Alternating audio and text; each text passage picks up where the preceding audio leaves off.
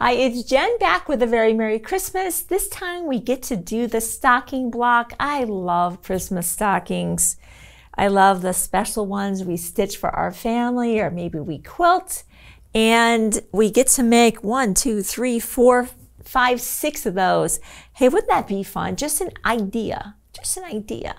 If you wanted to personalize your quilt, maybe have an additional applique element with a name. I'm just throwing that out there as a possibility. Obviously not included in the pattern, but this is actually a very straightforward block. If you survived the house block, and I know you did, this will be easy peasy for you. We'll just talk our way through this one, and I'll do a little bit of sewing, but a lot of it I'll just describe. Here's our block. So of course we have the snowflake here. I'll be working on the snowman, same construction though, of course. We have our larger, I want to draw your attention to the larger rectangle.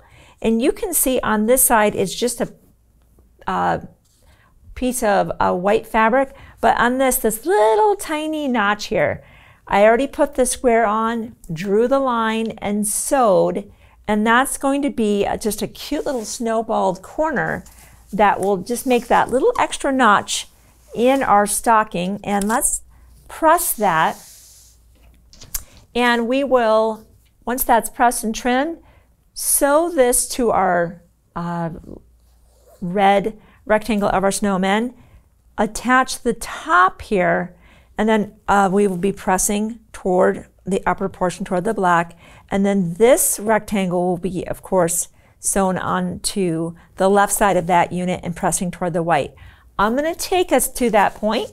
You can stay with me or fast forward. Like I said, if you survive the house block, you're like, this is not even difficult compared to that block with many, many more pieces. So I give you a little bit of a breather on this one. And we'll trim that.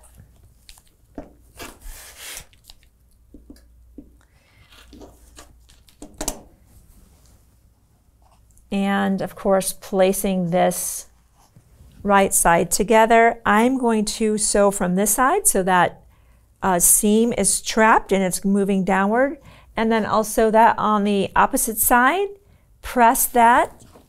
Of course, we're pressing to the red on this one. And then I'll put the black on as well as this left portion of the white rectangle.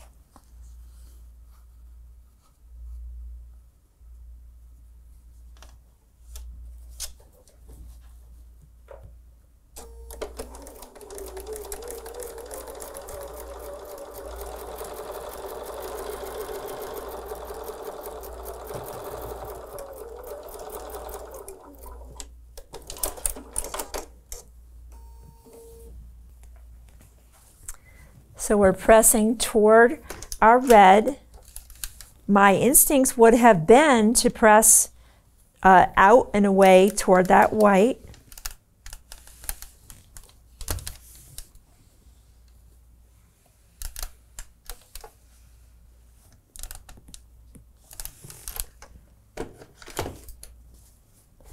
And our upper portion here. Definitely going to sew from this side, pin in your corners. Those have got to match, make everything else fit.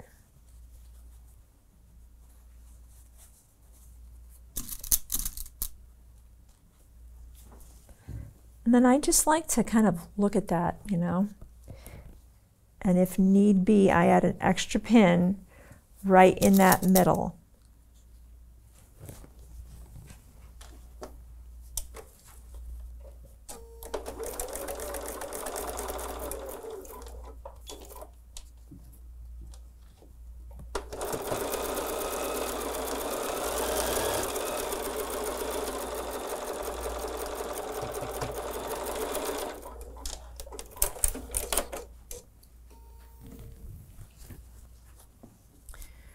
Now, I can tell this is going to want to press. Let's see. Where's it going to want to press? Definitely toward the black because there's nothing happening and I have all these seams, right? It's just a rectangle. So let's go with that press. I like that idea.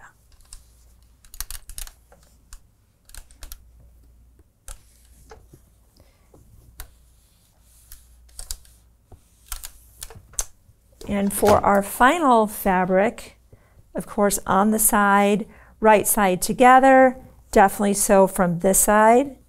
I have, actually, you know what? I'm going to sew from that side. That seam's going down.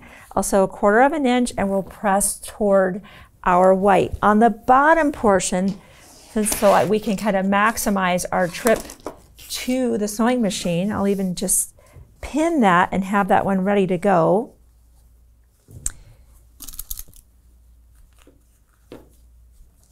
Put that over there.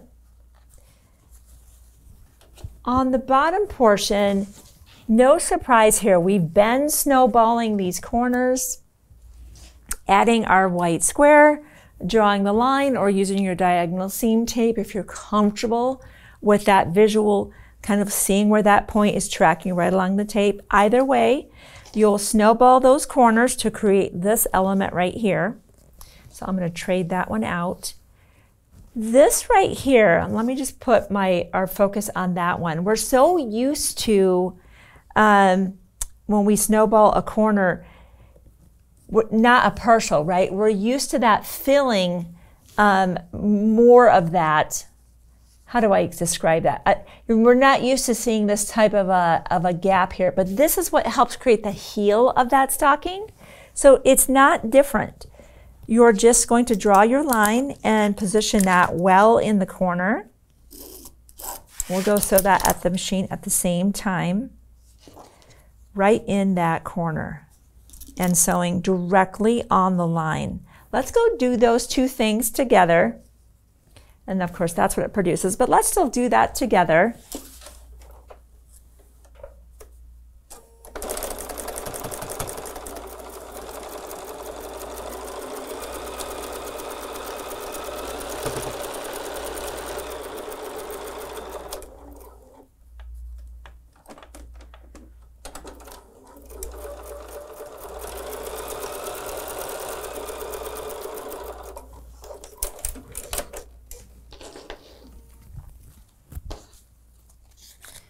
One thing, I see this note here I left for myself. Most of the blocks we've been doing have ended up as squares. This one does not. I wanted to call your attention to that so when you take a measurement check, you're not worried. This unfinished block should measure 8 by 8.5. Not a measurement we're used to hearing, so definitely wanted to mention that. If you measure 8 by 8.5, you did it right. Good job on that. Okay, just like before, press the outside. You're happy with that, trimming that 1/4 inch away, and that's the piece that we'll have here, pressing toward our white.